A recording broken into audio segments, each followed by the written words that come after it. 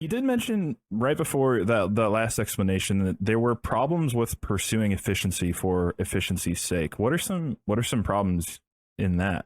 Well, I think the basic idea, people sort of understand this on a gut level, I think, even if they haven't always articulated it to themselves. But the basic idea is just that if you take some system and you make it more efficient, it could be your personal, personal productivity system, but it occurs in lots of other areas of life as well.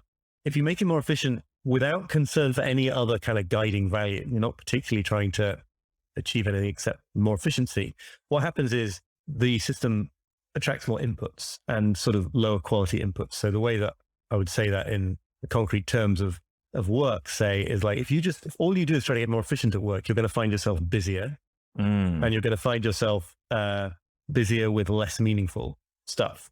Because, I mean, this crops up famously as what gets called Parkinson's law, right? The idea that work expands to fill the time available for its completion. If you get really efficient at processing email, what happens, as I know from experience and write about in the book, is that you just get a lot more email because you reply and then people reply, and Right. you get a reputation for being responsive to email. So more people send it to you.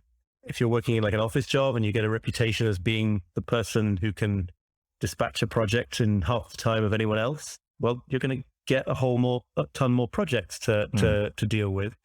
And that might be what you want, sure, but it's not going to be peace of mind or extra time. It's going to be the opposite. It's going to be filling up the system, because eventually you're creating new capacity, which, all else being equal, will get used.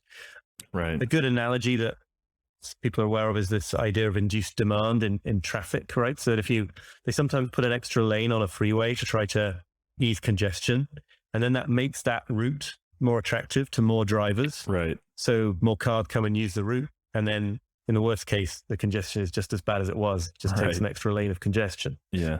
And you find this same pattern occurring over and over again. So basically my argument there, when it comes to sort of personal work and productivity, is, it's not like you shouldn't ever try to get more efficient. If it's taking you an hour and a half to like find your clothes in the morning or something, you probably need to make your morning routine more efficient. But your goal in the work that matters to you should not be primarily to find ways to do more things without regard to whether they're like good things to do.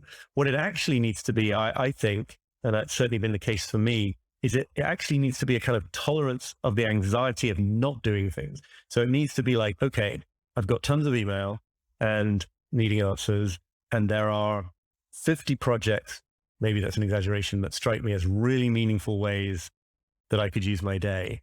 So if I'm going to actually pick one of those and work on it, one of the big skills I'm going to have to develop is to tolerate the sort of anxiety in the background of like, oh my God, I'm neglecting all those things that would be useful or important to do. But that's built into the situation, right? That we are humans with these like minds that can come up with an infinite amount of ambitions or feel an infinite amount of duty and obligation, depending on your personality, I guess. But ultimately just material creatures who can only do a small amount of that. So there's this kind of permanent mismatch that you have to just kind of get used to, the fact that it feels uncomfortable. Because if instead you think to yourself, well, okay, I've got to find a way to do everything that feels like it matters, you're just going to be, constantly running up against the fact that you're trying to make 2 + 2 add up to 5. Right. Yeah, I think this kind of just, you talked about confronting death, and I think ultimately that obviously is what this is about. But I would be being dishonest if I implied that like I have come to terms with mortality in some particularly impressive way. That's sort of that big, rather melodramatic question of death. Like that's a big thing. One of the consequences of the fact that we die is just this more sort of low level discomfort on a day-to-day basis, that you kind of want to be doing more than you actually have time to do. And there it's not about facing some huge horrific fear. There it's just about getting comfortable with a certain kind of discomfort that comes from, spending 4 hours of your day focused on something you really care about, when you know that there are other good alternatives that you're neglecting, and seeing that like there are always going to be other good alternatives that you're neglecting. This is not because you haven't found the right productivity system yet.